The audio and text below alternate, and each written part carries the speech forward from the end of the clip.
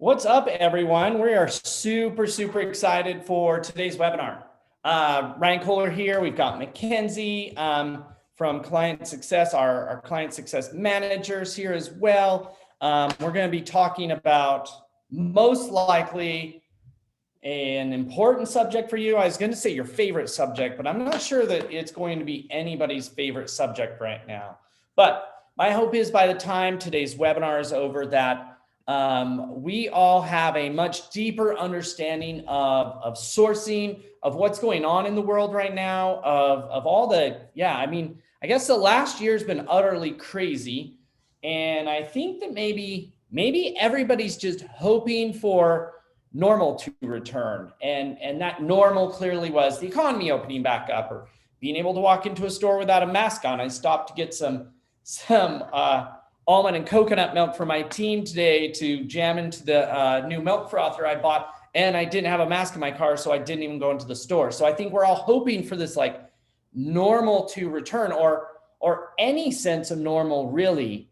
And lo and behold, I think a lot of us woke up and tried to fire back up our sourcing engine and found that there's not even normal there. So today we're going to do this huge deep dive, trying to get the chat up in here so I can see it. We're going to do this huge deep dive on sourcing and really kind of dig into what's going on in the world right now. So maybe just as we get started, hit the chat button. I know that we've got a few more people logging in. Gosh, we had, I think, Mackenzie, that was 204 right now. So go over to the chat box and tell me where you're at, the state, the industry, and what your biggest sourcing problem is. I know that that right now, this is like a tips and trick webinar, but I'm going to guess pretty much everybody wants to talk about job boards.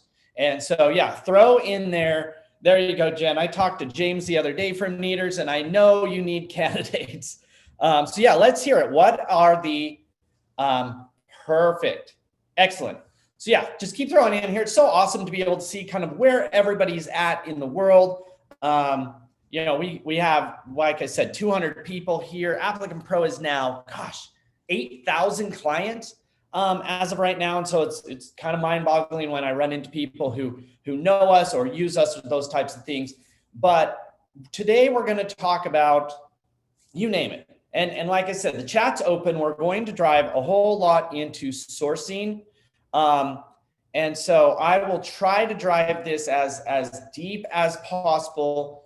We'll answer any questions that might come up. And I'll try to provide just massive amount of value here. Just so you know from the outset, kind of a fair warning.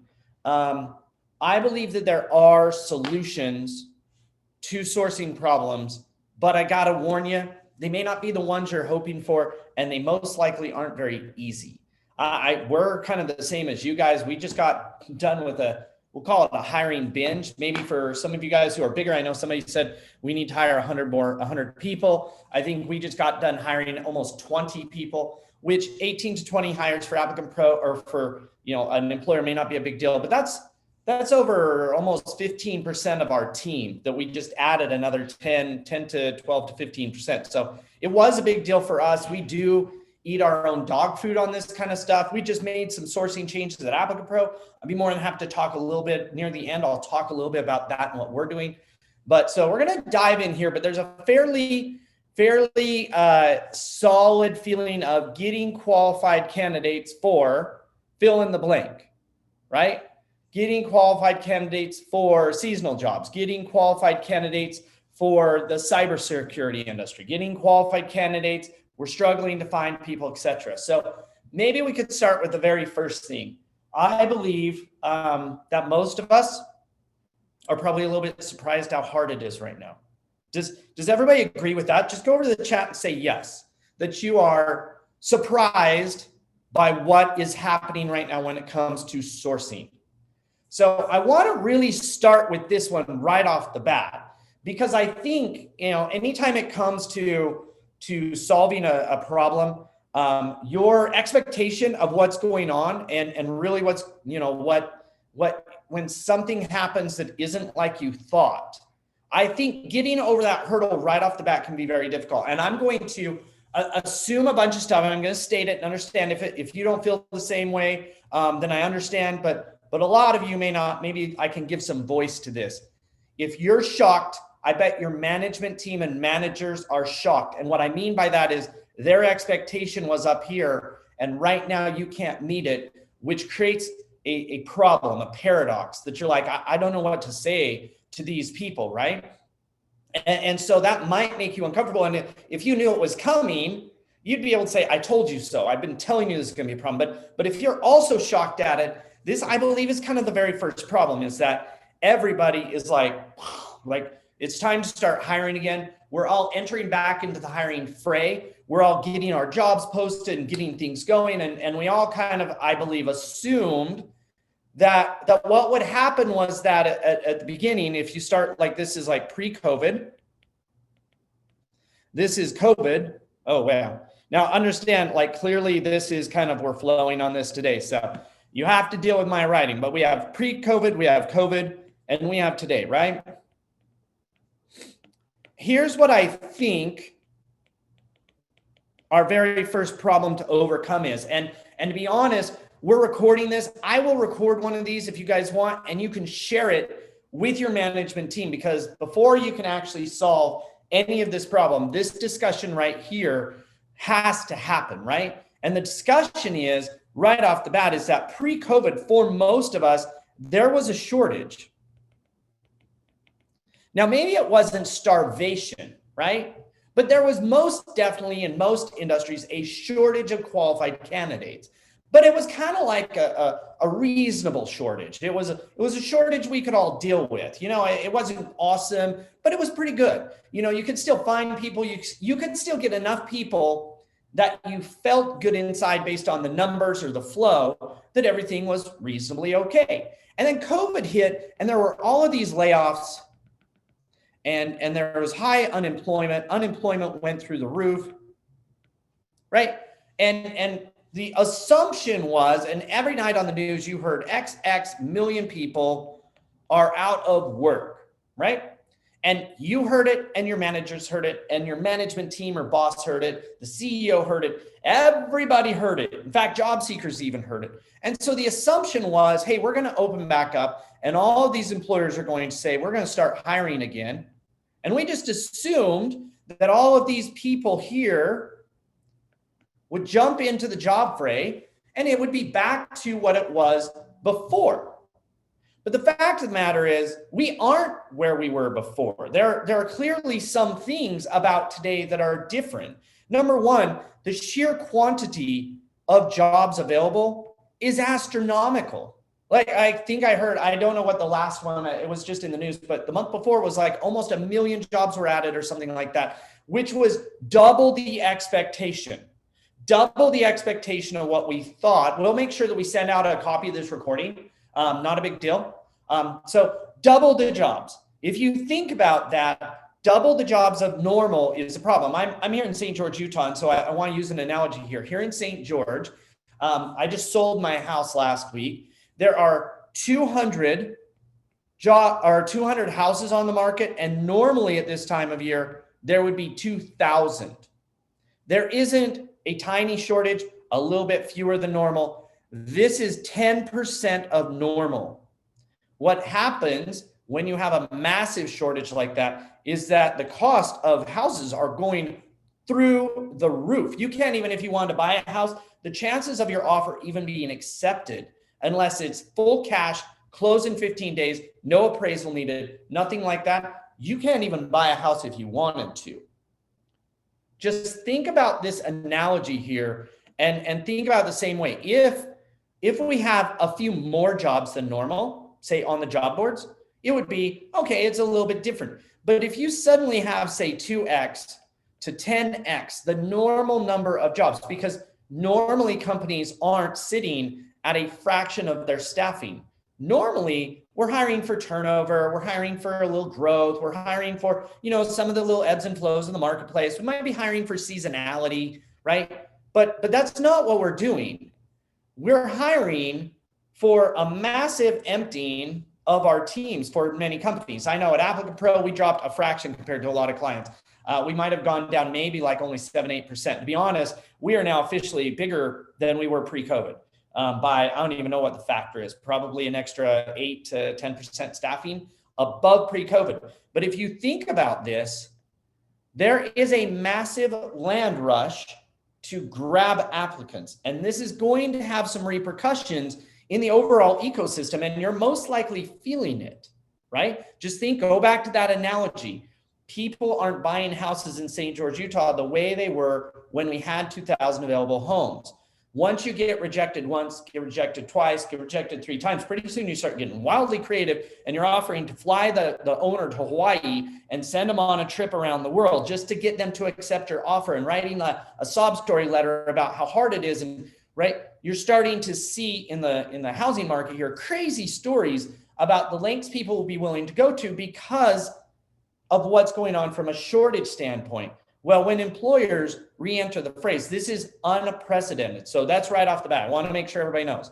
Today is not normal. It's not oh yeah, we're coming out of a recession. It's not anything like that. What we're experiencing is massive dynamic shifting of the entire marketplace, except that we, for the most part, from a business standpoint, manager standpoint, and HR standpoint, we're expecting that it wouldn't be this big of a deal.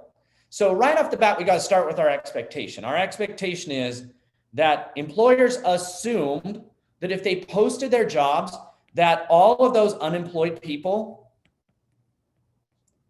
would suddenly be ready to work again. Now, clearly the government, as it tries to make up for that, doesn't do those kind of things, right? Yeah, we never shut down in manufacturing, right? Neither did most construction companies, right? Neither did we in software, not because we were essential, but because we just switched to work from home, right? And so we assumed that all those unemployed people were staying unemployed the whole time. And when it opened back up, they would become not. But that's actually not true, right? The unemployment rate peaked and has been steadily coming down. But the rush to rehire them is happening after many of those people got new or different jobs, right? They might have picked up gig jobs like Uber jobs or delivery jobs, delivering food or all kinds of different things. They might have gone back to college and went back and now they're no longer in the full-time labor market like they were before. But employers assumed that all these people, that this gap, this drop didn't actually happen, but it did. That's number one. The number two assumption that was assumed was that the ecosystem, I'm going to talk about this, the ecosystem, when I say the ecosystem, we're talking about, actually, let me draw this. We're talking about a marketplace of job seekers and employers. And really at the middle of this, are job boards for the most part. We assumed that the ecosystem that was there and the way it operated and functioned and all those things would remain the same. And when we came out, it would be very similar. One of the things, and I've been talking about this for a while, but now everybody's ears are perked up, so I get to say it. That doesn't happen. This ecosystem is made up of tech companies.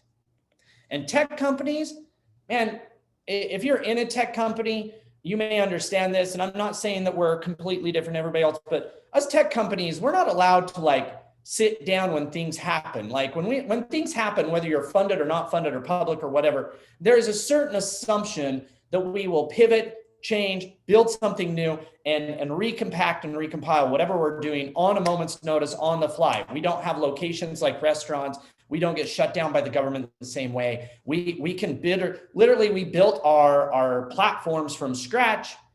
Therefore, we can build a new platform from scratch. We can do something totally different anytime we want. And so since this ecosystem is made up of tech companies, just think about it this way. In the tech world, we believe there's this divide right here. And the divide point is the iPhone. Anything pre-iPhone versus post-iPhone are a different type of company. People who are post-iPhone tend to be much more aggressive at how they do things and run things. And especially over here, we have the startup world. Us startups, when I was in startup mode, and even now I try to stay in that mode, we don't have a lot to lose. So we change and pivot and adjust. And so this ecosystem, every single time that there has been a downturn, there have been fundamental shifts in the way the job ecosystem, the marketplace for talent, there have been fundamental shifts in how that functioned. You might not have realized it, but there have been like massive shifts before what was it, before the housing crisis, Career Builder, Monster, and paid job boards were all the rage. They were ran and driven by newspapers, and all employers assumed they paid for traffic. Indeed came from nowhere, disrupted and destroyed that entire space. You might not have noticed it because the names changed, but if you're in the space and in the know, there was a fundamental shift in business models during that time. And what you're seeing is a fundamental shift right now happened during COVID, because some businesses, especially small, say service businesses, restaurants, may have held back and gone, oh man, let's figure out how we make our way through this. But most tech companies and in tech ecosystems leaned into COVID and started tearing up what they were doing and changing it and evolving it. So most employers assumed that things would be relatively the same, that maybe they're standing in the marketplace would stay the same. That wherever they were when they entered would be similar to where they came from. That wherever they were, as far as that their competitors might stay stagnant. That everybody stayed stagnant. Now, if the bigger the company you are, I have a few good and bad news.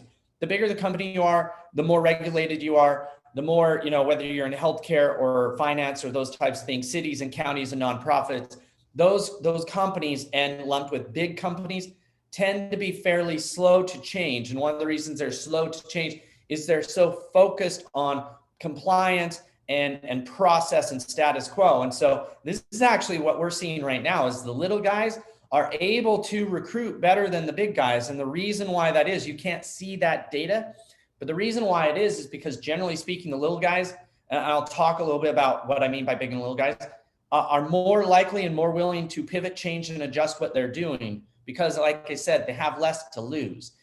And so most employers assume this, but this is what many are now seeing. Many are now seeing substantially less applicants than they thought. They're seeing substantially less traffic from Indeed or from job boards such as that. They're seeing substantially less, we'll call this desperation.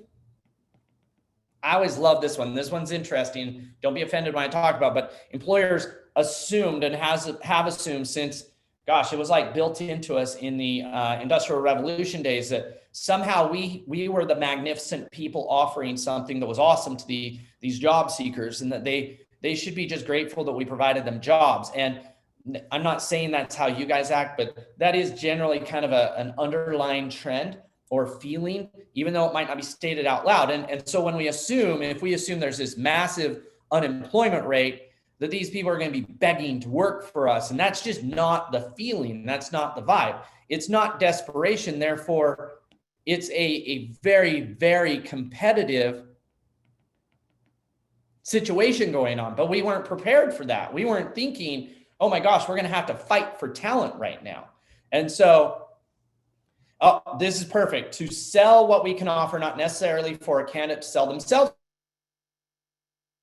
That right there, I want to really highlight this, Jen. That is amazing. Employers, just think about the way that we view it. I actually had a webinar on this. I'm not sure if you've seen it, but the old thought process, we'll call this the old paradigm. The old paradigm is that because money is changing hands from the employer to the worker, because of this transaction, we assume that we are the customer and they are the vendor. Now just think about this for a second. If you assume that you are the customer, then you are always right. And if you assume the job seekers or the workers are the vendor, then you assume it's their job to dance, to jump, to do whatever you want, right? Now you flip over to this and you say, this is the old one. Under this new paradigm, and while you may not see it this way in your industry, it is taking over as a trend that the employer and the worker, it's not actually an exchange of money that's happening. This is an exchange of value. And yes, you are paying for it. But what you see is this isn't a one-sided exchange anymore. If you hire programmers or product managers or salespeople like that, just ask yourself this question. For the jobs you hire, is it purely the time they spend there that you're paying for? And that's all. Now, for some jobs, you might say, yes, that is. Like, I pay 10 bucks or 12 bucks or 15 bucks an hour for this person to work at the front desk for this period of time. And when they're not there, there's no residual value. But this right here, this residual value, the higher the residual value is, the more you aren't the customer. You're the vendor. And so depending on what industry you're in, we're seeing this kind of transition into this model. And it's not a 1 or 0. You may be somewhere along this scale, but even a restaurant who hires employees, while the core value the employee gives you is working during their shift, the long-term value they're providing is your star rating of good customer service that drives the engine of people returning to you. And so, yes, while the core value they might bring at a restaurant is just that 1 hour they work, the way that they drive your overall brand matters much more in today's world than it mattered before Yelp, before feedback scores, before Google rankings, before Trustpilot, before all of those other things. And so even the low-end hourly worker, like especially forward or customer facing, is providing way more value than they get paid for, or specifically residual value for the company. Now you get out on the far side over here, out on this far right side where we're talking about sales reps that leave, but we keep the customer they brought in, or we talk about programmers that leave, but we keep all the code they created and all the IP that they created, and marketing people who build our website and social presence and our following, but then leave, but we keep the asset. This concept of us retaining residual value after an employee leaves is the general vibe that, while it may be utterly true, say in the tech world or in the sales type positions or some of those other positions like marketing or production or product creation and invention, it is whittling down into the culture so that even if you don't believe that's what it is, the job seekers as a whole believe that's what it is. That's why, like, I just wanted to stop and kind of explain, Jen, that's why it's so important to sell, is because this fundamentally is taking over of who the customer is shifting. If your organization still believes that you are the customer and it's up to the job seeker, even if your industry hasn't changed the way tech does, what matters, and we're going to talk about, is it's not just about your paradigm. It only takes 1 or 2 competitors in your world who switch their paradigm to completely upset the cart when it comes to how you have to approach it. So even if you look at it and say, well, our industry isn't like tech, our industry is different than tech, we're going to talk about how you have to start thinking about this. So let's talk about what some of the reasons are. This first one was a paradigm shift, right? That I just talked about. Number 2 is competitiveness. Like I said, it only takes one big dog to step in the world, and not a big dog meaning a big company. We'll call it one loud dog, one aggressive dog, to step into a fight like this, to upset your marketplace, to force transition. That's one of the things one of my mentors said, and this was at the beginning of COVID, is that things like this, black swan events, big major kind of like disruptions in the economy, disruptions in the marketplace, disruptions in society, what they tend to do is escalate the speed at which an evolution was happening. So for instance, if we're saying that we were going from X to Y in this paradigm thing, what something like this does is it brings Y up to this point. It forces it to come sooner than later because of the dynamics of what's going on. Some of the reasons right here, I'm going to talk about this, is indeed, I'll call this a maturing of the AI, or the algorithm that's used to match jobs. Now understand, I'm going to talk about Indeed and ZipRecruiter and some of those guys today. Please understand, this is just me as an outsider for you, outsider from you, and outsider from them, explaining what I'm seeing going on. Indeed, and the job boards, very similar to Google and the search engines, they don't talk about this stuff. They don't tell people this stuff. It's their own private secret sauce. So all I can do is kind of like make assumptions based on what I'm seeing and explain it. I may not be perfectly right. I am not speaking on behalf of Indeed. I don't have the right to talk about it. To be honest, I'm a little apprehensive about talking about some of the job boards and what they're doing and what I see going on, because we, like you, rely on Indeed quite heavily. And I have nothing against Indeed, but it's important for you to level up your knowledge about what's going on so you can then react. Like I started out with, if your assumption was that it was going to be easy and now all of a sudden it's hard, the very first thing you have to get over is this feeling that this isn't right, something's wrong, it's unfair. So that we can get to the point of, okay, now like it just is what it is, let's solve it. Or this is out of my control, there's nothing I can do, we're a victim to the situation. Yeah, all that might be true, but it does no good. You just need to get over the hump and solve it. It's kind of like complaining about one of your competitors who raises their pay or introduces a new benefit or does something outrageous compared to the rest of your industry. You can complain about that all you want, but at the end of the day, you just have to get over the hump and start solving it in the new situation. And so this maturing of the algorithm, I'm not even going to try to spell that word out because my spelling isn't that great, is happening, right? And so you have some of the reasons for what's going on. And to be honest, I'll put right here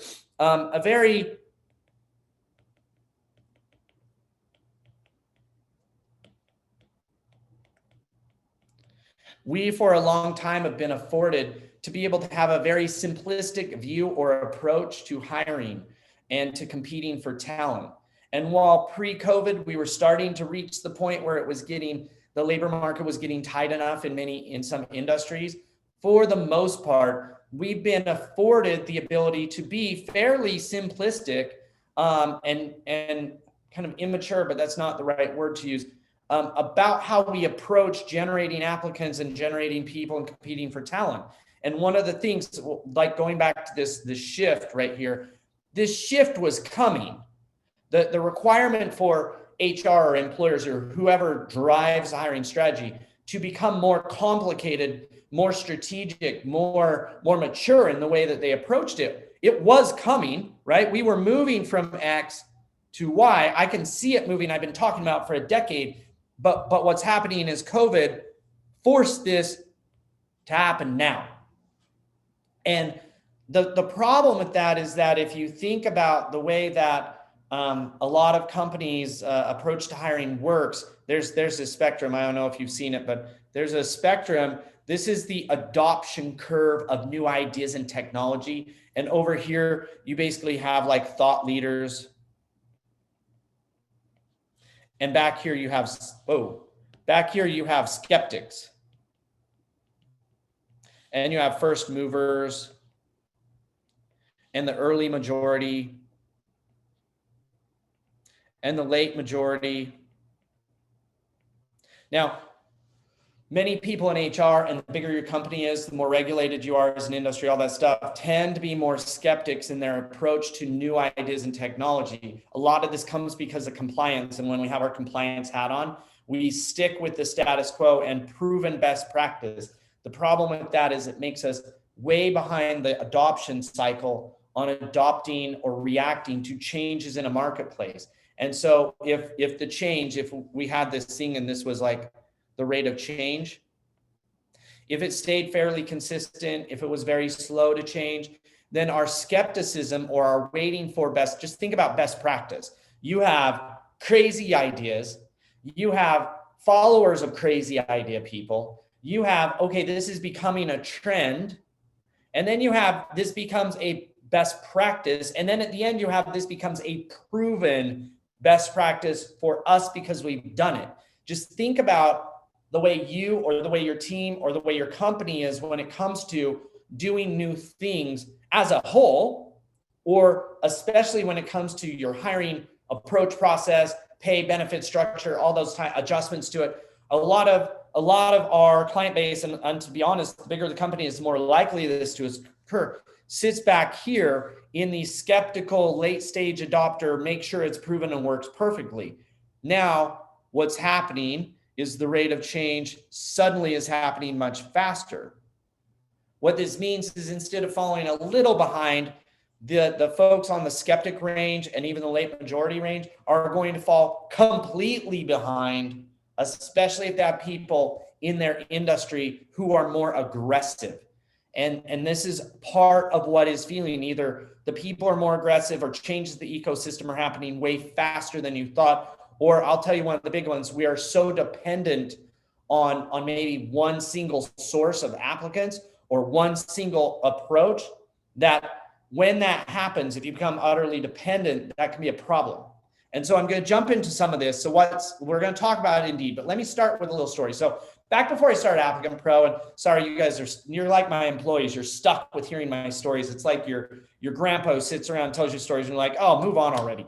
Let me just tell you a little story. When I quit my job as an accountant, 2 decades ago, 20 years ago, I was an accountant at a tech company. Me and my programmer is actually like down the hall from me right now. We kind of worked together on and off forever. We quit our jobs and we got into the tech world. And when we started in there, we started building these websites. And let me tell you how the websites work. We had our website here, and our traffic, it all came from Google. It was our single source of traffic to our website. We built these search engine optimized directory sites. Like we built Yelp before Yelp existed, and we built Health Grades before Health Grades existed. We built this database of troubled teen homes and answering services and public schools and all these big giant, for better term, like industry-based directories of businesses. And all of our traffic came from one source. Now, clearly we got a little bit from Yahoo, and we got a little bit from the predecessor of Bing, but we're talking about something like 90% of all of our traffic came from Google, which meant every so often, Google would release an algorithm update that would either give me the ability to buy a new car or make me want to jump off a bridge. And you just never knew when it was going to happen. And it was completely outside of our control because we didn't pay any money to them. Now, to make it worse, over here on the backside, our revenue, money we got, it also came from Google. It came from Google paid ads that we were getting a commission on. It was awesome. It was feast or famine. When things were good, it was like, this is the greatest thing ever. We get traffic for free without talking or paying. We get money and commission without having to talk to a million customers. We just relied on Google until one day there was change and our traffic went down 90%. When your traffic goes down 90%, guess what happens to your revenue? It goes down 90%. And that's really crappy. And today, a whole bunch of employees and a whole bunch of clients, you guys right now, are benefiting from the fact that I said, this totally sucks. This is not a sustainable model for me to run a business if I start hiring people, having so much dependence on a single source. Doesn't mean I hate Google. It doesn't mean Google was evil. Google was running their business and I was in this marketplace. It doesn't mean I hate Google for stopping paying me or my money going down or anything like that. But it wasn't a sustainable because it lacked a couple things. Number one, it wasn't predictable. And the biggest one, I had no control. I had no control. And last one, I had no balance. I didn't have balance in where my traffic was coming from. I didn't have balance in where my money was coming from. I was so reliant on one single source that if they made a change, if something disrupted it, I was in trouble instantly, and I had no backup plan for recovery. So we're going to talk about Indeed today. I love Indeed. Please understand, Indeed follows Google's playbook. Not every single time, and we're going to talk about some of the differences I'm seeing. Once again, caveat this. Shh. Like, I don't publicly talk about some of this stuff. You guys are my clients. I'm willing to share my own thoughts and ideas. This did not come from Indeed. They did not tell me this stuff. This is just what I notice as probably somebody in the HR world who knows more about job boards and what's going on with them than anybody else you have in your inner circle of network, right? And so I've seen this coming. I told you so. Let me show you what it is and show you how you react to it. Clearly, we don't get pitchforks and torches towards Indeed because Indeed has provided an amazing service to us over the years and continues to provide an amazing service. But there's some things that have changed over time with Indeed, bit by bit by bit, that you need to understand. One of the biggest things is that when Indeed started, they would take jobs from everywhere. Over time, they've started to reduce the places they allow their jobs to come from. Just think about it. At the beginning, they took jobs from recruiters, from job boards, other job boards, right? From anybody. They would take jobs from anywhere. Over time, they've started to decrease this and X out recruiters, X out staffing, X out job boards. The reason this happens, same thing Google did. When Google started, they would index every site, no matter what you were. And then over time, they said, we have a different focus. I'm going to tell you about this focus. I want you to think about something. Who is Indeed's core customer? Just stop and think about this for a minute. And I would say the same for ZipRecruiter or whoever. And if they don't give this answer, there's a reason why Indeed does better than them. Indeed's core customer or core focus is the job seeker. Now, not the customer in terms that you might think of who pays the bills, because clearly employers pay the bills, but the job seeker is their core focal point, and their focal point is to create the best possible experience for the job seeker. And that's why over time, they start to require higher and higher quality standards from the content that's on the site. That's the same exact pattern as Google. And so this right here, if you think about your business and you think about where you're at, I came up with this little kind of chart to be able to start saying, where do we fit in this? Because it's not a 1 or a 0. When we started out, we could throw any jobs we wanted at Indeed, and they inhaled them all. And then over time, they said, no, not that industry. No, not that kind of job. You know, there's certain things that we feel create a better experience for job seekers. And so if you think about these reds over here and you start asking yourself this question, when it comes to our industry, if we're a recruiter, staffing, an MLM, business opportunity, outside sales and marketing, right? If you're in that industry, you're most likely checking this box really hard right here, and Indeed doesn't like your jobs. That's an easy given. But once we jump into some of these other ones like home health and home support staff and retail services, it's not saying that those are bad industries, but a lot of times Indeed struggles knowing the difference between some of these things, and it causes some disruption in like either removal of jobs or lowering of job rankings. Then you have job type, right? And again, the easiest way to think about it is, does anyone know if Applicant Pro informs you if you don't get your job into Indeed? We don't actually get informed if your job gets into Indeed. Like, that's not the type. We create a feed with all the jobs and Indeed inhales it and does what they want with it. So just so everybody knows, that's how all ATS systems work. Like, it's not this like tight knit, deep partnership with almost any job board. It never has been. What happens is we create all of these feeds with all the jobs on it, and we send that over to the job board, and the job board inhales it, and then they decide what to do with it from there. So even if you post your job on Applicant Pro and we push it to Indeed, it's possible on their side, they're like, nah, that's a bad industry. Nah, that's a bad employer. Nah, we don't believe in this one. It's possible that their quality algorithm takes that and then decides what happens from there. Now, it might be different if you sponsored your job on Indeed. And this is, again, yeah, and this is great, Mike. This is why for a long time, we didn't have the sourcing concern. And so we worked on a lot of this stuff behind the scenes for you guys. It's like I gave you the car, but under the hood, I kept souping it up, right? I just kept juicing the car up as much as I could because I could depend on it working and running a certain way for the majority of people, like 99.9%.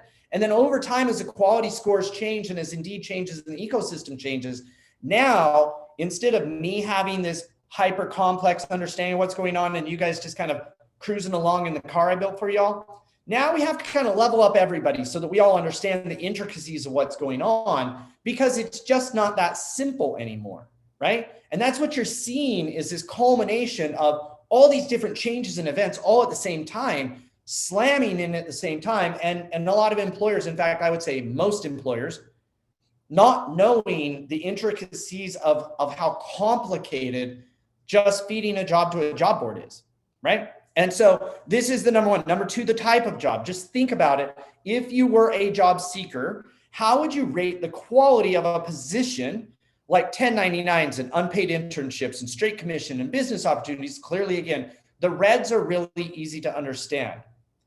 It's when you get into the yellow area that we start to run into difficulty in how we are working against or working with an algorithm.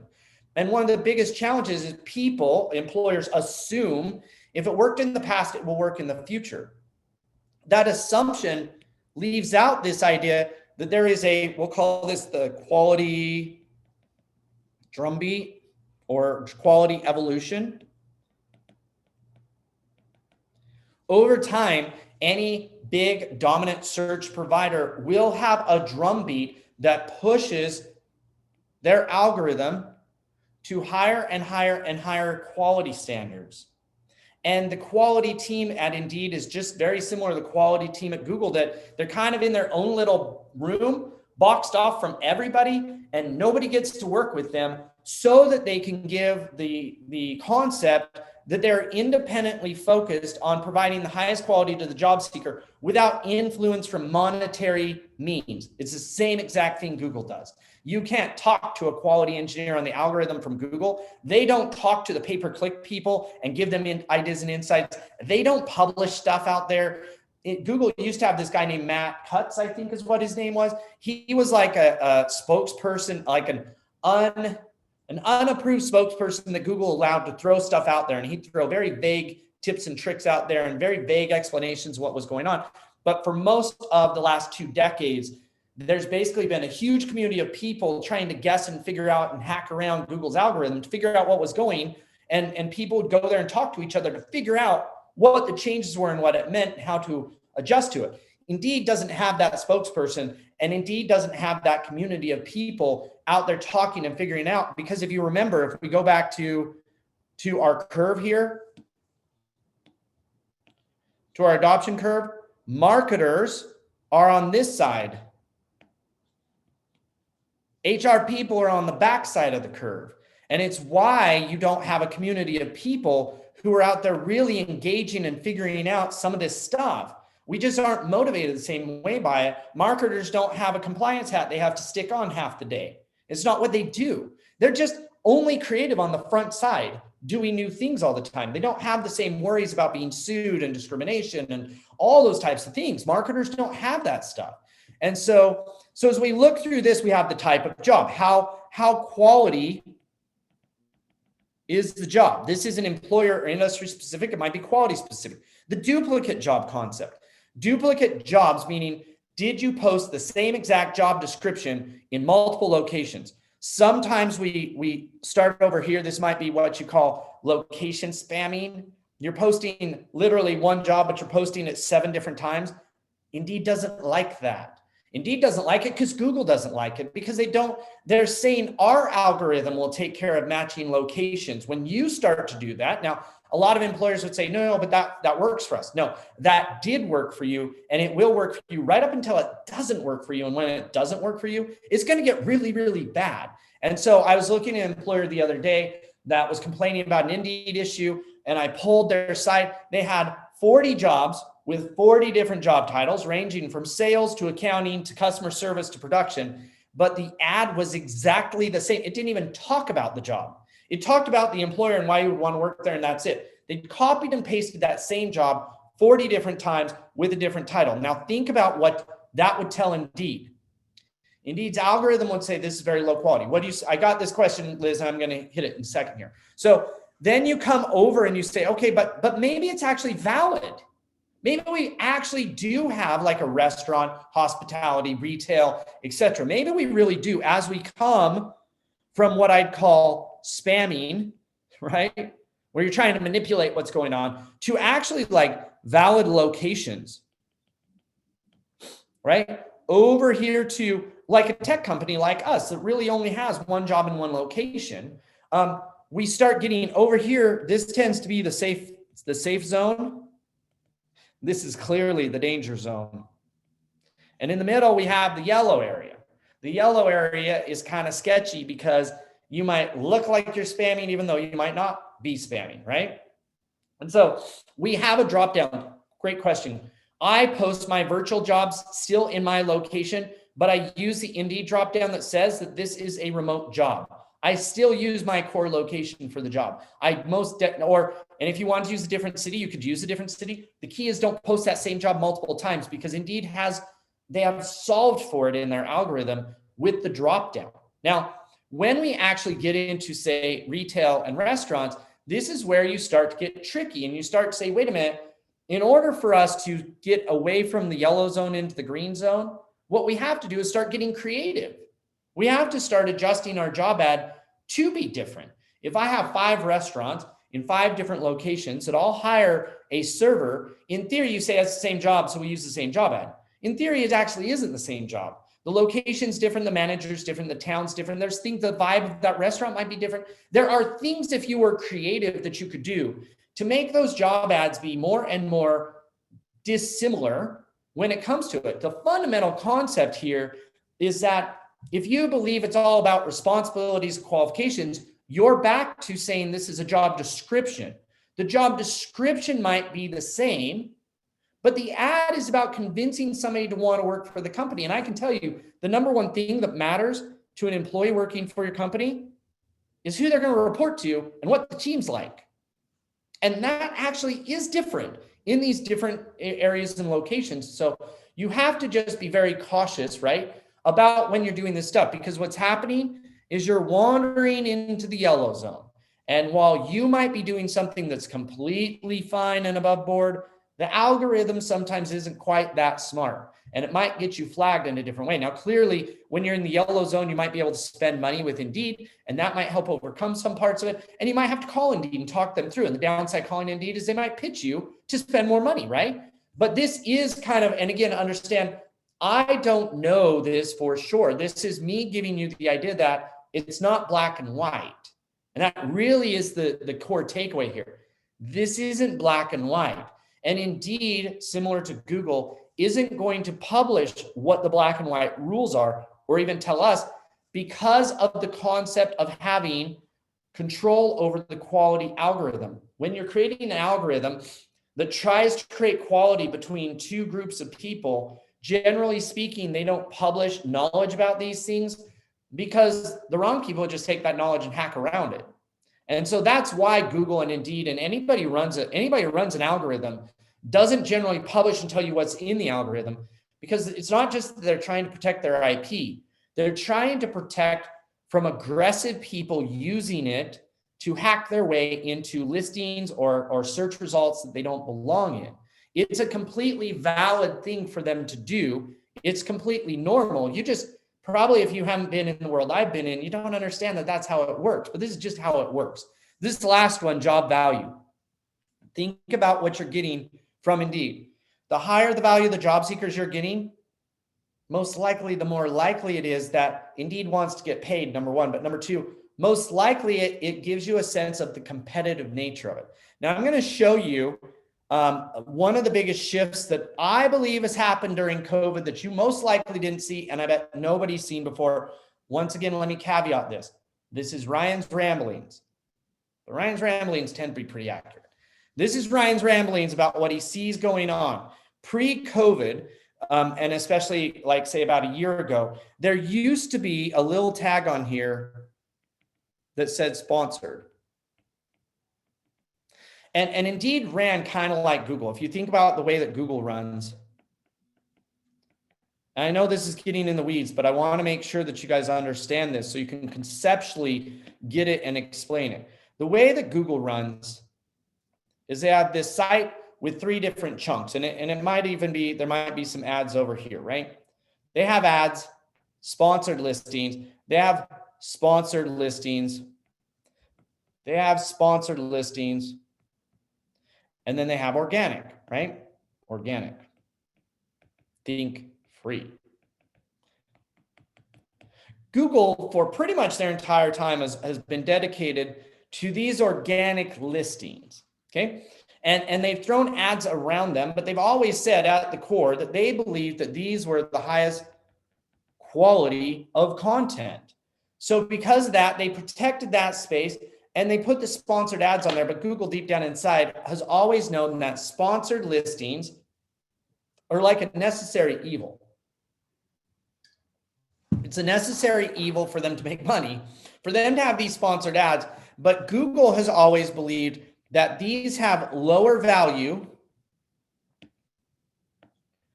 than the organic ones, okay? And because of that, they've always protected the quality of this or where their standing is. Now we come over to Indeed, and this is where Indeed and Google stop being the same. When we come over to Indeed, we instead used to have this same structure, right? We used to have some paid ads, and some free. And this tend to be pretty set as far as how many were there, as far as a dividing of it, right? And it used to be clear because you would see the word sponsored, which ones were paid and which ones weren't. But here is where we suddenly get the divide between Google and Indeed. When it comes to listings on a job board of ads versus free, this is no longer what it looks like. Instead, what Indeed looks like now is just one big block of listings. And what that means is that while you might still have 10 or 15 jobs, it's almost impossible for you to tell which ones are paid and which ones are free. Now, fundamentally, if you think through this, ask yourself this one question. Unlike Google, remove the Google concept I just explained, is a paid job listing versus a free job listing better or worse for the job seeker? If you think about it from the job seeker's perspective, does the algorithm need to give more power to free listings like what Google does, because Google was thinking they were higher quality, and give less value to paid listings because they're just people trying to manipulate and sell stuff when it comes to jobs? The answer is no. The answer, in fact, might be inverse. A company who's willing to spend money and aggressively recruit might actually be better for the job seeker than one that doesn't. It's possible that they're going to pay more and be more likely, especially if you look at what is showing up in here. Think about this: responsiveness, urgently hiring, making it easy to apply. Employers that spend money might just be better employers, not because you're spending money. And I'm not saying this means you should spend money. I'm saying people who spend money for traffic might be more likely to follow up with that traffic, to engage those job seekers. So I don't know what the algorithm is saying, but here's what I do know is that this is no longer a set, this group of free and this group of paid. It adjusts and fluctuates based on the surge. This is one of the reasons why you're seeing less traffic from Indeed right now, is because we're seeing less impressions for free jobs. It just is what it is, right? Now, there is hope, and let me explain why there's hope. Let's assume that our organic impressions,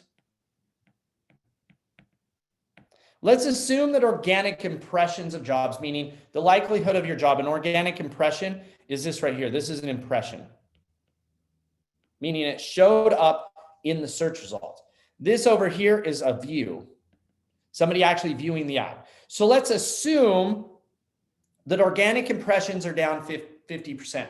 There's a couple different ways for you to solve for this. The number one easy way is to spend more money, right? The problem with the spending more money, not for you, but from a systemic standpoint, is the more people spend money, the more paid listings there will be. The more paid listings there will be, the more the algorithm will push the free listings down. The more the free listings are down, the more impressions will continue to go down for free, because the impressions are going up for paid.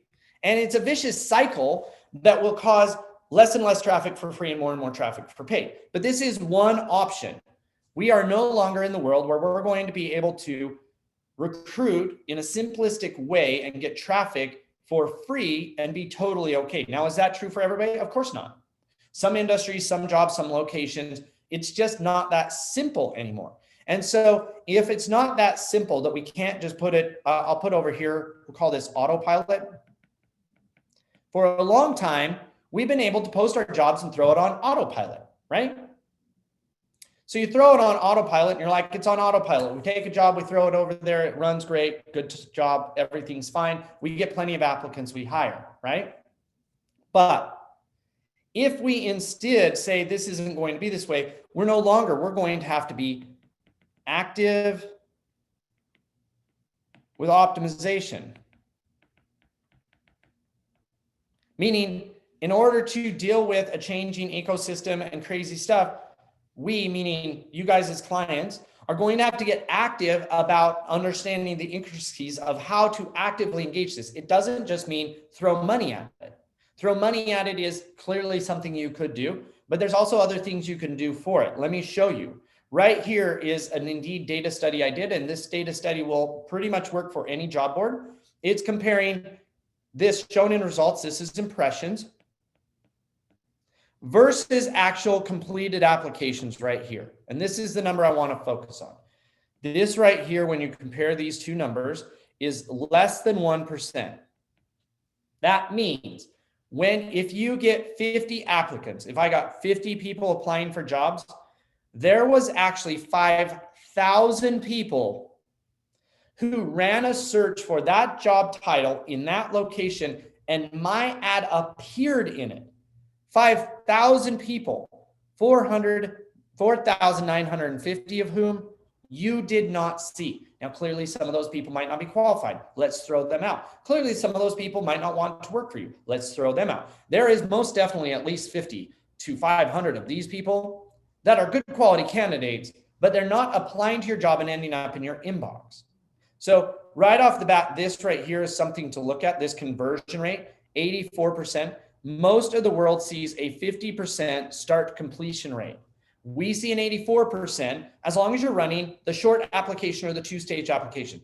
This is why it's been such a big deal. If half the impressions went away and then you threw away half the people who started, by not throwing those people away, we brought it back up to 1. That was our very first, we'll call this our very first hack. It was the way to help you guys out, have a short application where everybody gets done, where we get job questions, resume, whatever. We're building that for Facebook and LinkedIn right now. We build it for any job that will let us build it. The reason is because it increases the people you actually see. And once again, old school HR 10 years ago would say people who start but don't complete, they're not good applicants. I'm telling you, they're not that desperate. And most of us are not high enough up on the competitive scale of what we offer to be that arrogant about what we demand from job seekers when we haven't actually given them any value up front. And so there are lots of ways, though, for us to get to these 50 to 500 applicants, right? Perfect, Julie. You're right. And what's surprising is almost no other ATS system offers that two-step setup because the employers, A, never asked for it, and B, assume people who started and didn't complete weren't good applicants. Go look at the incomplete people. If you're not running the short app, you can go look at the incomplete, see what they look like. Ask yourself this one question. Is this somebody we would actually interview? If the answer is yes, you're throwing out good applicants by not having that short setup, right? And so you come down through here and say, where's our best low-hanging fruit? I'm going to start with this one. Your job ad is the low-hanging fruit.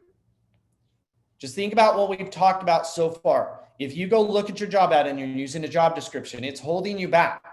It will make up the difference right off the bat by writing a better job ad. If you've seen, say, like a 50% decrease in applicant flow and you're using a job description, we see 50 to 300% increases by writing a job seeker job ad, job seeker focused job ad. One that talks about and answers this right here needs to answer, why would I want to work for you instead of what I'm doing right now? So there's hope because there's a whole bunch of slop in the funnel. Hopefully that wasn't a bad word to use. This right here is slop in the funnel. There's a whole bunch of excess capacity not being tapped in the funnel, meaning people who are searching for the job but not ending up in our thing, in our actual inbox. And the way that we solve for that is a better job ad. The way we solve for it, there are things that I'll talk about, and I know we're going to go long here, but if you can stick around, if not, if you need to bail, I'll rock this whole thing out and we'll record it and you can go back and watch it later, because I do think it's important enough for everybody to see how this goes, right? And so this is number one. Job ads are the low-hanging fruit. Why is it low-hanging? Well, you can go change it for free, right? And so what you can do is change the keywords you're targeting. Doesn't cost any money to change the keywords to a more popular keyword. It doesn't change anything to change the wording.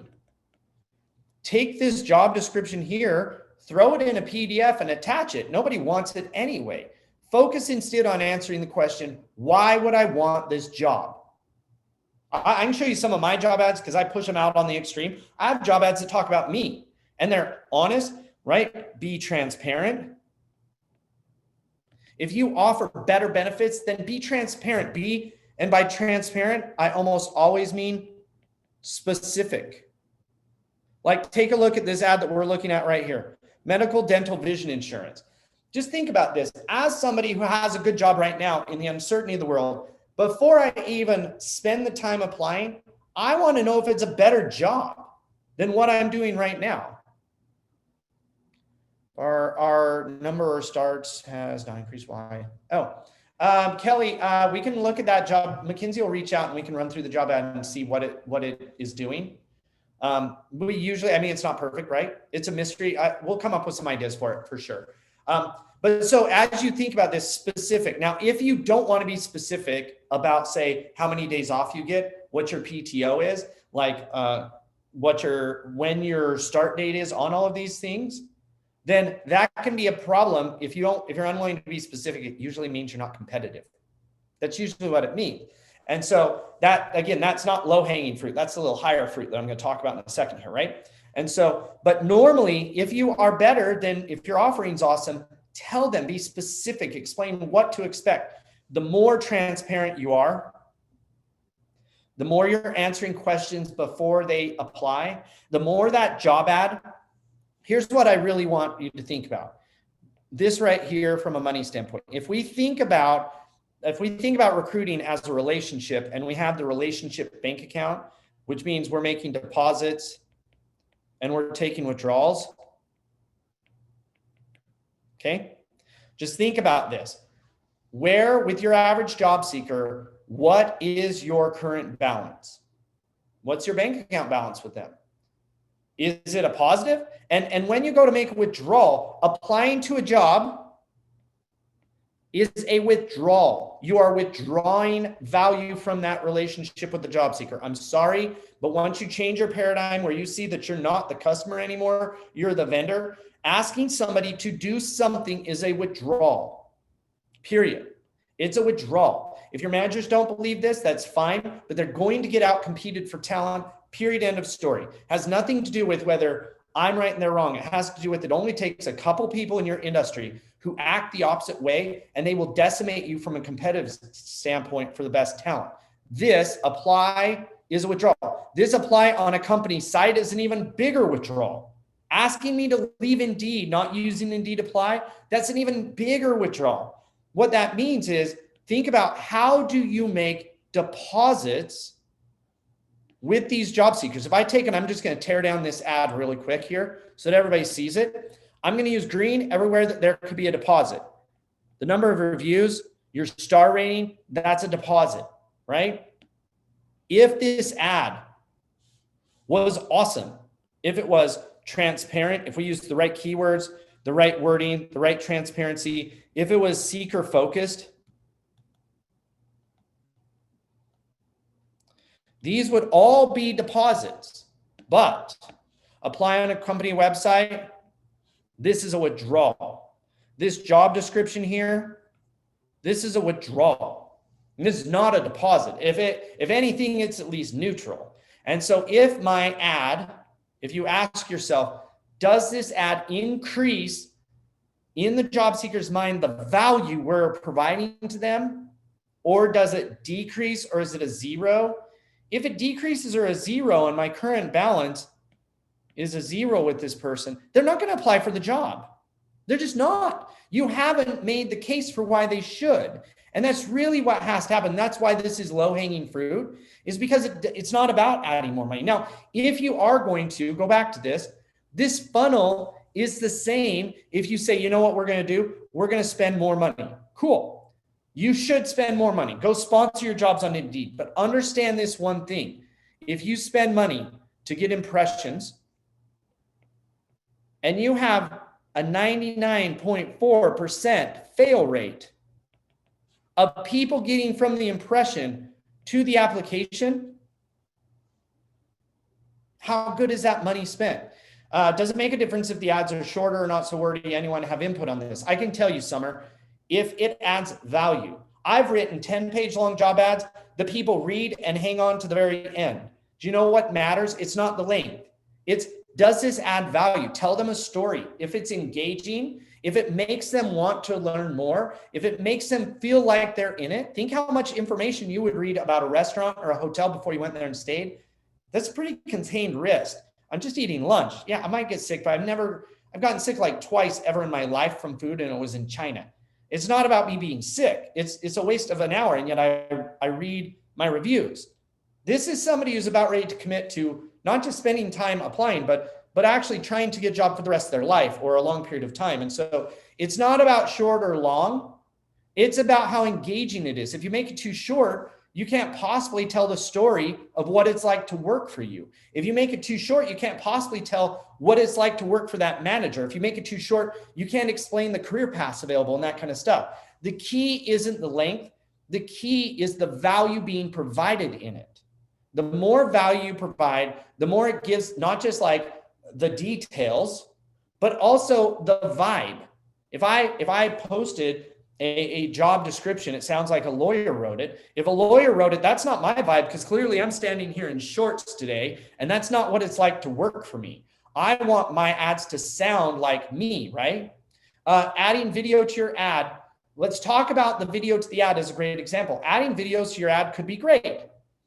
Here's the problem. The videos don't go to Indeed, and that's when we jump past Indeed. So I'm going to jump down here and get past Indeed.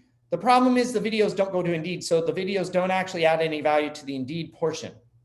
The videos are not showing up on Indeed, ZipRecruiter, Glassdoor, Facebook, any of those things through the feed. The feed doesn't allow the videos to go through because the job boards don't accept videos that way. So if you understand that concept, and just so everybody knows, Mackenzie's on here. We'll send a follow-up email. We're more than happy to do reviews and walk through this stuff individually with you guys on your own site and talk through it. We have an entire customer success department that we added, a year and a half ago, right, Mackenzie?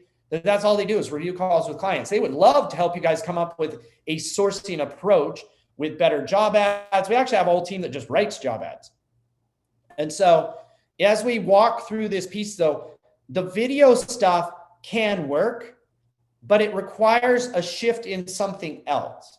And I'm going to show you what that is. As we come down here, this one is our key.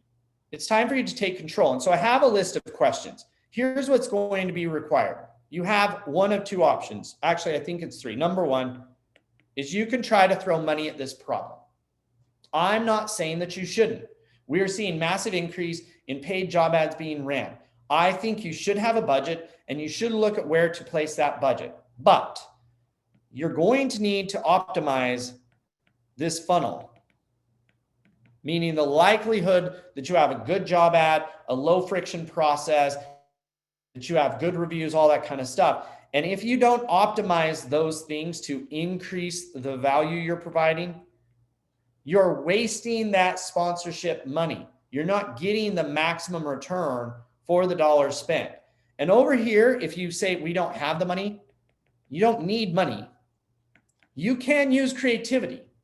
There are things you can do that will inflate against without spending money. An awesome job ad, a wildly transparent job ad, a funny job ad, an engaging job ad, any of those types of things. There are things you can do. Lots of people think, well, our only option is to, you can think about over here on the money. This could be ads.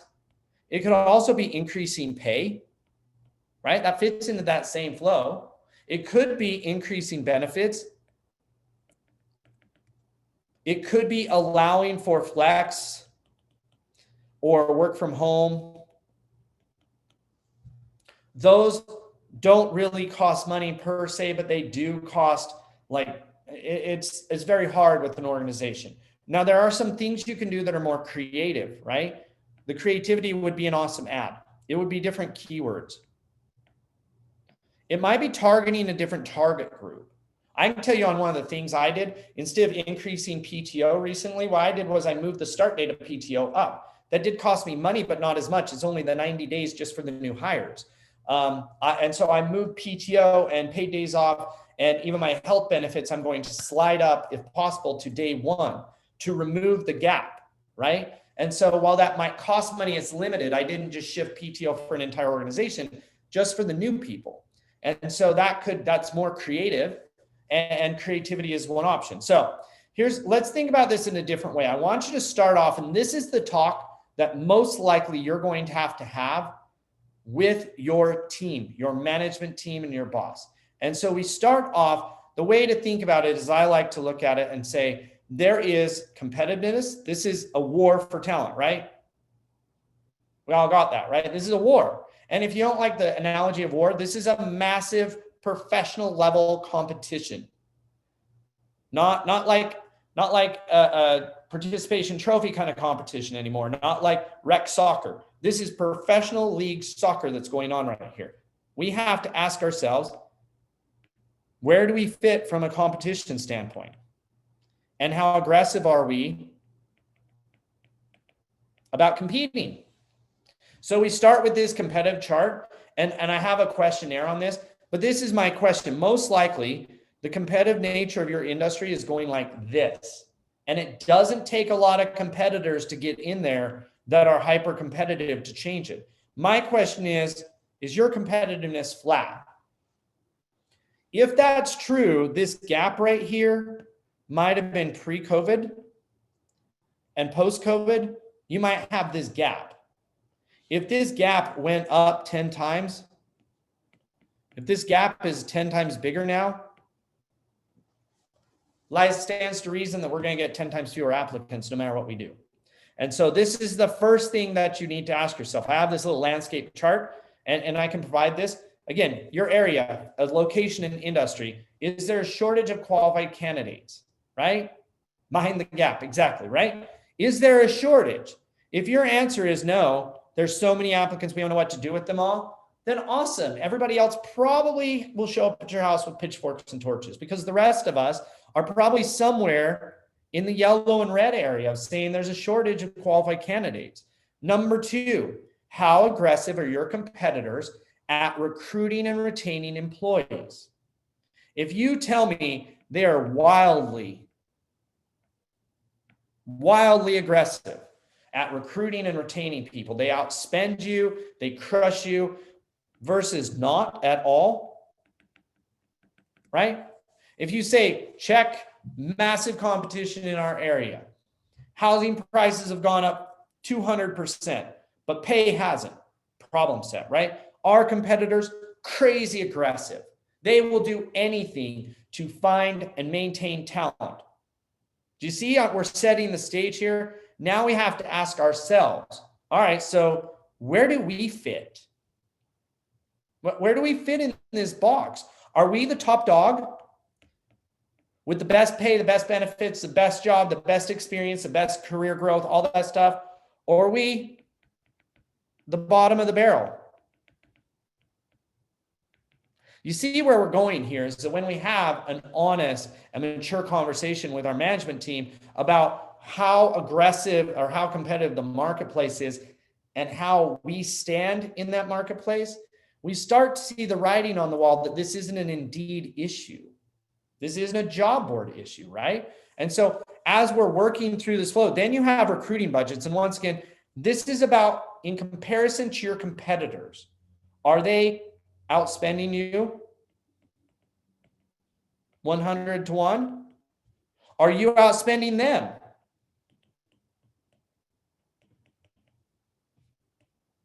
Right? Where is it in your spending versus their spending? Right? That is a huge question. And so if you start to come down here and you say, okay, we're in the middle and it's red, red, red, yellow, it's not that hard for me to diagnose what's going on, right? And so we don't do wage benchmarking or studies.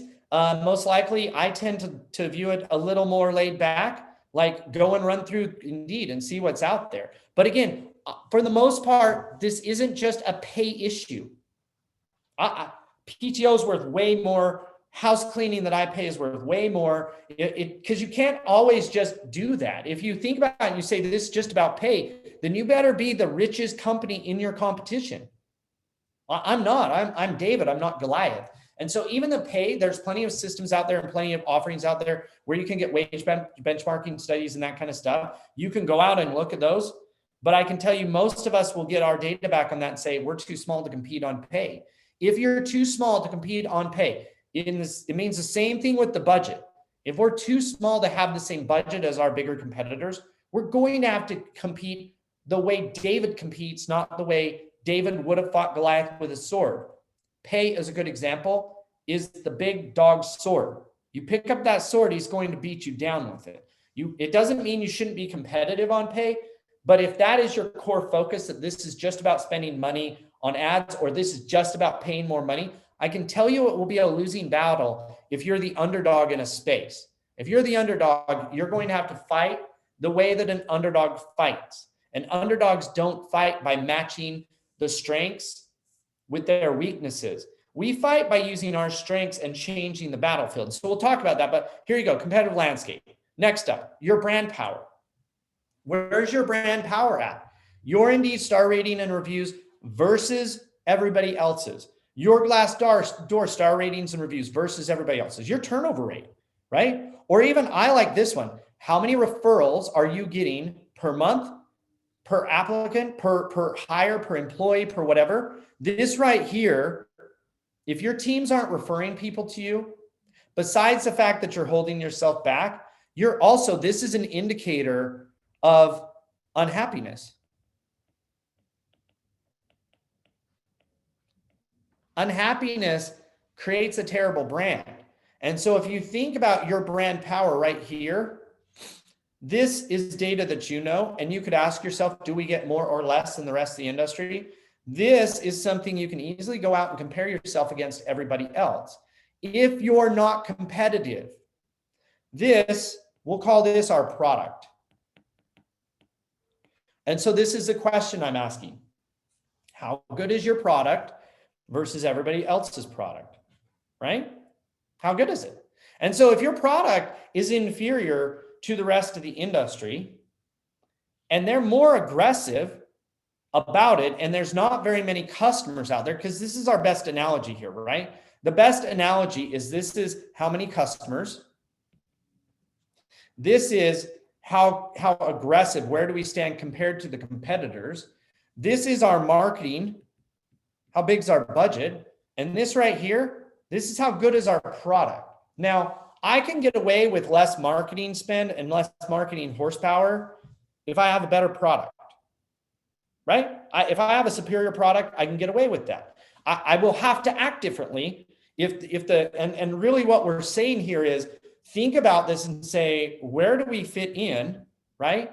You come down here and you're like, okay, so now that I've decided that we are at the bottom of the barrel in the competitive landscape in a hyper competitive market, we spend less and our product is not the best product out there, then my question is, once again, how aggressive are you at changing this, right? How aggressive are you going to be? And if everybody else is more aggressive than you, we're back to minding the gap again, right? If the response to COVID is that your competitors get more aggressive with their spending, with their pay, with their benefits, with their perks, they're leveling up the product they have to offer, they're leveling up how they talk about the product, they're leveling up their spend, and you don't, you have a problem, because you're going to get less and less competitive. And no matter what you do on Indeed, it's not going to solve for that. It just isn't. And so as we scroll down through here and we start saying, well, what would aggressive look like? Aggressive clearly might be changing your pay, but I'm telling you, there are ways as an underdog to become more aggressive than just paying more money, right?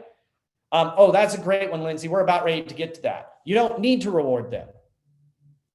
Rewarding employees is for a referral program is something you should do, but it is not the core driver of referral programs. That is a huge misconception. But so let's start with the aggressiveness first. Your culture and work experience. Where are you versus everybody else? Do you have the best culture out there? You might actually be up here in the green, but your job ad doesn't describe it at all. You're not leading with your strength. You're not showing your best assets, right? Your desire to be different. This one's a great question. Compared to your competitors, and I would ask these questions in your management team. If your management team is screaming and saying, we're struggling to recruit right now, say, great, let's have a meeting. Let's go. In fact, the first 10 people who ask for it, I'll run the meeting for you. Throw me on Zoom. I will be nice. I won't say bad words. I'll try to be gentle and kind as we ask these questions, but I'd be more than happy to do this for some teams out there of walking this through and saying, okay, cool. So how competitive are we? Where are we at in the marketplace? If we have the worst culture, that's a problem. We're selling a flip phone in the world of the iPhone 12. Where are we? Where is our desire to be different? Are all the competitors trying to be different, but we're trying to be the same? We're copying and just benchmarking against everybody else. That's a problem. If we're copying everybody else, that creates a commodity. We're good. If you think about here, red might be we're okay being worse. Yellow might be we just want to be the same. As long as we just keep up with the Joneses, as long as we keep up with the mean. The question on the front side is we're willing and focused on being wildly different. I would assume that if you've hung out around me or been on enough of my calls, you'd assume I'm the wildly different one, right? There's a reason why Applicant Pro can recruit the way we recruit for our team, even though we don't have the highest pay and we're not the awesomest tech company out there in Utah. It's because of our focus on being wildly different, right? Willing to change the offer. For us, this might be that we move PTO and holidays to day one. It might be I started doing PTO for part-timers. In fact, I'm willing to change the target and say, I'm going to target part-timers. Now, everybody might groan and be like, oh, part-timers, they're paying, they're not as dedicated, they're not blah, blah, blah, blah, blah. There are awesome part-timers out there. And if I have the best offer, just think about this. If I said my product isn't the best, it might be that my product isn't the best in comparison to full-time offerings, but in the part-time world, I crush anybody who offers a part-time job. Just literally destroy them. PTO, paid holidays, house cleaning. I pulled all my benefits and perks down to the bottom mean and said, you work for me 10 hours a week, I'll still give you PTO. I'll still do paid holidays. Why? Because while my product was pretty good in the full-time world, my product is freaking awesome when it comes to part-time target audience, right? If I change my target audience, maybe I say, we're going to target people with less experience. For me, I hire product managers, the tech product managers. I target people who've never been one before. I'm willing to train them. It's awesome. I get some of the very best raw talent, don't know the job, but they've got the potential to just crush it. And I train them. And I know at 3 or 4 years, they're going to get some phenomenal offer at some killer company. And I'm so proud of them for reaching that point. And I'm going to go back. I'm going to hire another entry-level product manager, and I'm going to pour my heart and soul into them and teach them how to do the job. That is a deliberate attempt to change my target audience and to potentially change my offer to fit that target audience. It is how you have to survive when you're David. Because if you're David, it is what it is, right? Like you got to pick up what you got and you got to fight with your strengths. Agility, speed, nothing to lose, right? Those types of things. But if you're Goliath, you fight with that sword and shield. The problem is when Davids start acting like Goliaths. When Davids pick up Goliath's tools and his weapons, they can't even lift them over their head. They have no chance. It doesn't mean that Goliath will always win, but I can tell you Goliath will win every time David uses Goliath's tools and weapons. Every time. If David accepts the fight and goes toe-to-toe against Goliath using their same approaches, he'll fail every time. But David can win a whole lot of battles when he owns who he is. And so what's going to be required? This is the first part. You're going to have to get more aggressive with sourcing. Period, end of story. Measure your free job board applicant percentage versus total applicants. If 90, 95% of all your applicants come from free job boards, what it tells me is that you're not doing other things. That's number one. Look at your job board spending. Now, one thing that I didn't put here, and I think it's coming up next, is applicants are the wrong number. I want you to instead look at hires or interviews. What you should be seeing is that your hires and interviews come predominantly not from job boards. If they don't, you have a massive opportunity to solve this problem. And once you see that your hires aren't coming from just job boards, then you'll be less freaked out about changes to job boards, and you'll focus your focus and your attention on the areas that are easier to control, where you'll get more consistent results. So these are the first two to check the box. Are all of our applicants coming from free job boards? Number one. Number two, are we spending nothing? Now, once again, you most likely are going to have to level up your spending, especially short term, because I have a whole bunch of ideas of things you can do. Yes, if you got to bail, Kelly, I got your recording. Sorry, this is the first time I've given this presentation, which means I don't really understand time. I kind of just flow this out. And so those are the lowest hanging fruit. Hey, free job boards are all of our applicants. It doesn't mean that I love them, but just understand, if all your applicants are coming from free job boards, then you are currently on the bubble and not minding the potential gap, right? So just think about that. It doesn't mean all is lost, and you might be feasting, but you better fill your belly, because I'm going to be honest with you, you are leveraged on just free traffic. And if you're leveraged on free traffic that is out of your control, you're no better than I was when I started Applicant Pro, where all my traffic was coming from Google. You might wake up one morning and not have applicants. That's not what I want to do. And clearly my team's doing everything we can, but if you're that leveraged, we have a problem. So one option that's the fastest, throw some money at the problem. Clearly, you want to make sure that we're looking at how we drive that funnel and how we maximize it. You want to throw money? Let's get a job ad first. Let's get a good job ad. You want to throw money at it? Let's make sure we remove the friction of applying and make it as easy as possible. Social recruiting. This is next up. Are you posting your jobs to places like Facebook groups? Are you posting your job on your Facebook site? We have Facebook and LinkedIn that we can post to for free, and we can connect those ads to your Facebook page, but it's something that you have to help us with. Once it's done, it goes into those free areas just fine. Facebook groups are one of my favorites and generally most overlooked places for free traffic, because it takes effort. You have to actually go in there and post your jobs in there. You have to come up with cool, inventive things. And this final one, I'm going to spend a few minutes here on referrals at the end. Referrals and employee customers. This isn't a do you have a referral program, yes or no.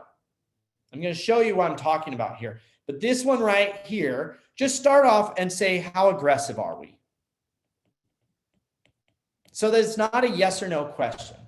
Do we believe that we are the best of the best? We crush it at referrals. You crush it at referrals, you're going to have something like 80% of new hires coming from referrals. Now, some people in HR and compliance will be a little worried about that. I totally understand it. Just understand the cool thing about employee referrals is it's you that control it. Nobody can take it away from you.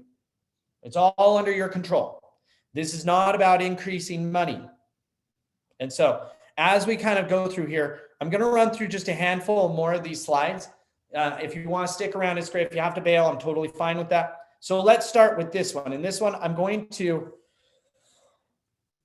slaughter a couple sacred cows here really quick. I'm not trying to be offensive. Just bear with me for a second. Let's talk through a few of these things. The first one is this. I'm not saying to do things that are illegal, but if you grade and you say compliance at all costs, 100% compliance to things that are not laws, but things that are, we're afraid of being sued and we will do anything to ensure that we will never even get sued. That comes at a cost of results, just so everybody understands. when I see job descriptions as ads and I see some of that kind of stuff, it usually means we're so focused on compliance, we haven't figured out how to balance that versus results. We see long applications up front, job descriptions up front, those types of things. I'm not saying to do things that are illegal, but I'm telling you that there are versions of execution of a compliance strategy that are killing results potentially. And so this one is the sacred cow, so I won't stay very long. Number two, though, this one right here, and this is something you can talk to your team about. Are we focused on quality or quantity? If you're focused on quality, all we care about is number of applicants. The problem with that is that it's going to push you towards a free job board strategy. And anytime you see a dip in applicant flow, you're going to be like, oh my gosh, it feels crazy. What's going on here? You don't want to focus on the applicant number. You want to jump down in the quality number to say, but what if all the bad applicants went away, but we're still getting just as many interviews and hiring just as many amazing people, right? And so as you pull down here, you say, what matters is that we're hiring enough people, that we're getting enough awesome people to hire, even if our applicant flow comes down. I'm going to explain in a second why I'm talking about that. The next one, are you creative plus budget? Right? So this over here says we spend no money and we aren't creative. The middle one might be we're willing to spend some money and we're willing to be a little creative. And over here says, man, I will try anything at least once. As long as it's not illegal, blatantly illegal, I will try almost anything at least once and see what it does. I will let the results lead me down the rabbit hole, right? And so you're trying to look for this because even with a budget, wild creativity maximizes the budget, the results you get from a budget. And so just throwing some money at a problem without being willing to be creative, it will solve it short term. The key is money is something that's easy to copy. If your entire strategy for solving your sourcing problem is to just throw money at it, understand your competitors can also throw money at it. The most defensible strategy is to do stuff people aren't willing to do. Do stuff that's a little scary to them. Like moving PTO, adjusting PTO to part-timers, hiring part-timers when everybody else does full-timers. Housekeeping is super funny. Nobody's copied me on housekeeping. Like this is $100 a month, but it targets and it really, really helps me recruit, especially part-time moms looking for flex jobs, right? The people that you engage with every day that are phenomenal at their jobs, they love cleaning. I'm just telling you, they just love it. They eat it up. What you don't realize is that our house cleaning is a good example, is what I call a shareable employee experience. Every time the house cleaners go to their house, they share it on Facebook. They say their boss pays for their house cleaning. When they do that, it starts to seed the entire community for us to recruit from in the future. This focus on saying we will be different at all costs, but different in a compelling way is super important, right? And then finally, maturity of approach. This over here might be like post and pray. And this over here is like, we are in control. We know how it works. We know what levers to pull. We've tested them and we pull them. When something happens, we pull the right lever because we know what we're doing and how to do it. And so this maturity approach from we throw it over there and we hope it works out. And when it doesn't, we're like, nothing we can do about it. I guess the economy's bad, or I guess unemployment's low, or I guess they made a change to Indeed. This maturity of approach usually has to do with how well we know what's out there, how well we know our process, and how good we are at experiencing, right, these different parts. So where is your focus? I've just got a handful more slides on here. Where is your focus? This is a report out of Applicant Pro. My question is, again, is it quality or is it quantity? As you come down here to this scale, looking at source of interviews or source of hires, is much more relevant than looking at source of applicant. How many applicants you get may not lead you down the right path, right? So this right here is actually one of our clients. They've struggled lately with jobs on Indeed, right? But the fact is, if you look at where their hires come from, even when Indeed was crushing it, their own website and employee referrals, and this other is interesting. It's actually made up of non-job board traffic. I do know that because I've dug into it. Their hires are mostly coming from other places, right? And so there are other places out there, but one of the key things that you see, if you look at this hired percentage, it also tells you the inverse. They're only going to see 5 applicants per hire. And if you're used to, I'll show you, let me show, I swear I had another one in here. Here you go. This one right here, on the other hand, see this 0.2 versus 8.4%? Let me tell you why this understanding and a maturing of how you look at this is so important. Here's what it actually means, is that 8.4% means that for every hire, I'm going to see 12 people. 0.2% means that for every hire, I'm going to see somewhere around like 500 people. Now, there's a crazy extreme. This is actually Applicant Pro's last, I think this is 6 months of my own personal hiring, okay? My own personal hiring at my organization, right? Is because of COVID, or it just happens to be at the same time of COVID? It's a great question, Lisa. The answer is over time, algorithms get more complex.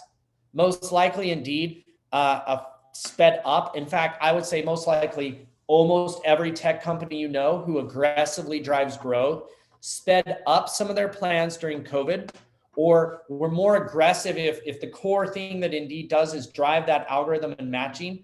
Most likely they got more aggressive at digging into the data of trying to figure out what gave the best experience during COVID. Most likely was coming anyway, but like I said, it probably just got faster because they had programmers with time on their hands and they went and just hammered on their algorithm. I did the same thing. I completely changed. Just so you guys know, one of the biggest changes we made was we introduced this concept of RPO versus ATS.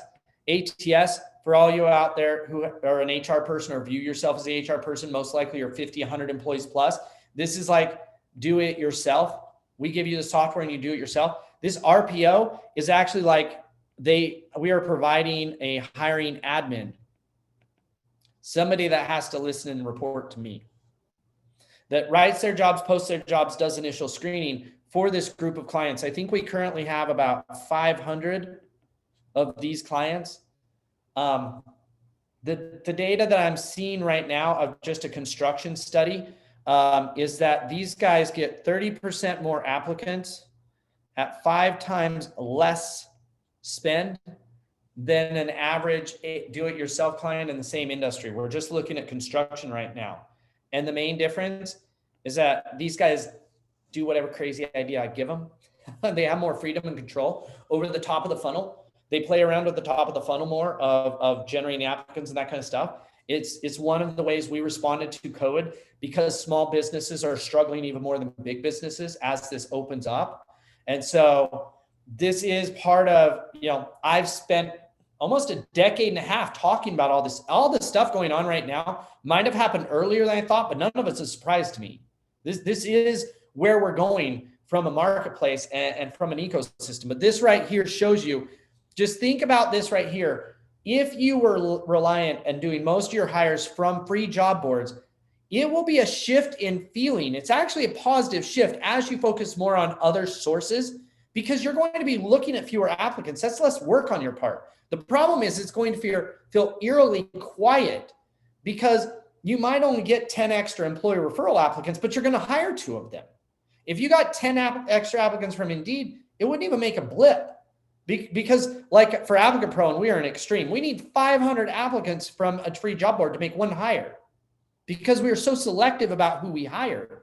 And so as you look through this flow, this becomes like, you can see all these other higher converting percentage. It doesn't mean that Indeed applicants are bad. Please understand that.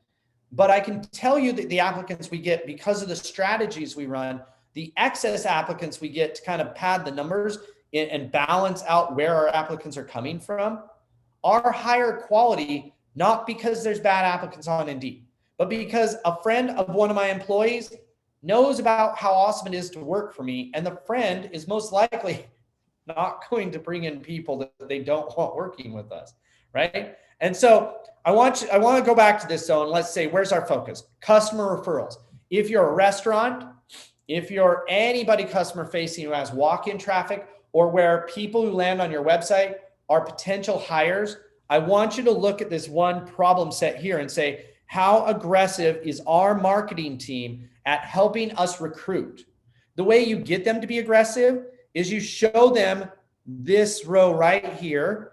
And if yours doesn't show it, then I can get it for you in your industry to say, look, these applicants from our website are insanely high quality. Our customers make good hires.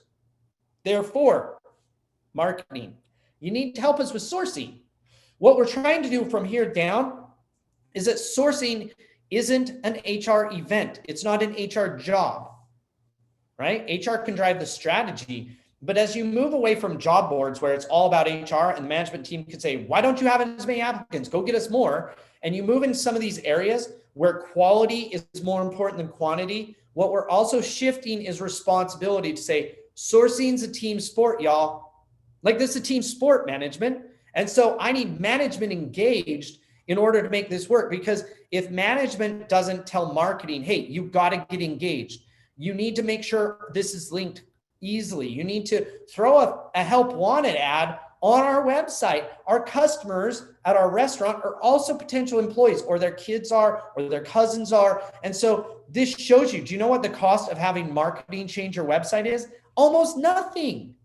And it's also an upfront cost. Once it's done, you don't have to do it anymore. It fixes it. So you're basically like, how engaged is our marketing team in sourcing applicants?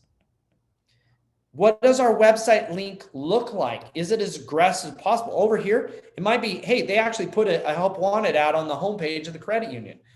From a fan base or walk-ins, how aggressive are we at help wanted signs, at how you go about applying, et cetera, right? What does this look like? And this last one, this was wrong. This was supposed to be Facebook. What does our Facebook, if we have a huge Facebook or Instagram following, and again, the question is, are our followers not just customers, but also possible hires, or do they know people? Then are we leveraging our fans to turn them into applicants? If the answer is marketing doesn't give us the time of day, doesn't feel like it's their job, doesn't actually help us at all, then you need to go talk to your management about this, because I can tell you in almost every industry, your website, while it might not drive a ton of applicants, it drives high quality applicants that you end up hiring. Your fans, your customers, your suppliers, they make great hires, but you can't rely on them finding the job. You need to get it in front of them. This last one is employee referrals, and we're going to end on this one really quick. It's not enough to have an employee referral program or to say you have an employee referral program. And this is not about payout. You need to pay your employees referrals because it's what's right. That is not the lever to pull, though, to make it work. So I made this new questionnaire, and this is the question you need to ask yourself. How aggressive are we with payouts? Specifically, over here, this payout aggressiveness might be payout per applicant or a contest or something like that, that is not just per hire. This would be we pay out none. I have clients that pay nothing out, and referrals are still their best source of applicants, okay? But if we pay out just per hire, that may be good enough to check the box, okay? But I can tell you these next three things are actually more predictive of whether it works or not. Management, communication, and buy-in. This right here, I've spent the last 6 months hammering on with our management team. Do they even know it exists? Do they know how important it is? Show them this chart right here. I'll give you my numbers. Go show them this. We need 500 applicants from Indeed, and your numbers will not be this excessive. I can get you numbers in industries as well. We need X number of applicants from Indeed versus way, way fewer. This will create less noise if we drive up these other areas. Look at this data. Management, we need you to buy in that employee referrals are a fundamental top 3 initiative at the company. We need you talking about it in every meeting with our managers. Every time a manager at the top side of this right here says team sport, we talk about it all the time. When you announce a new hire, you better announce who referred them. You better stand that person up and say thank you. You better make sure that your team knows over again in every meeting that employee referrals are the drumbeat and heartbeat of our recruiting strategy. Your CEO needs to say that. He needs to demand that. He needs to be, or she, or they, if it's a management team, the top level management team needs to set the tone that says employee referrals are vital to our organization. Because it says that we have a good culture. If we're not getting referrals, then I'm going to question our culture, right? It says that people like working for us, that our product is good. If we don't get employee referrals, now it might be that your process is broken and we need to fix that, the next 2 parts, but this part has to be, this is wildly important, right? Then you step down to employee communication, assuming they know you have a plan and that's enough to tell them when they get hired or bring it up randomly. That's not the same. Again, the number one reason why there's 2 core reasons people refer: to be of value to their organization and to be seen as being of value to the organization. If you don't make sure everybody knows that employee referrals are valuable to the org, then they're going to go and focus on doing something else. If the management team says this is valuable to us, and we say it enough times that it's now believable, well, it must really be believable because they didn't just say it, they talk about it nonstop. I'm so tired of hearing Ryan talk about employee referrals. That's the point I want to get to. Every employee at Applicant Pro right now knows, because I had a company meeting on it yesterday, me, Heidi, my management team, all talked about employee referrals. In every meeting, I want to hear about it. When a manager comes to me and says, we can't hire enough salespeople, I'm going to say, cool, how many referrals did you and your team bring? Get your team to leave referrals. All my employees are recording content right now to help us with referrals. They're running a contest and we're giving away gift cards to the person who refers the most applicants. We actually have in Applicant Pro the ability to run a contest with a scoreboard to focus on applicants, not just hires, because that's more rewarding for employees. How aggressive is the employee communication? And then finally, have you reduced the friction for having an employee post a job or share it on Facebook? Post a job and share it with somebody. The more you decrease the friction, increase the communication, increase how much you talk about it, it isn't about the payout. You need to have one because it's the right thing to do.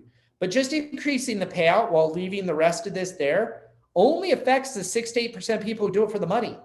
Most people don't do it for the money. The money is necessary to say thanks, but it's not the motivator.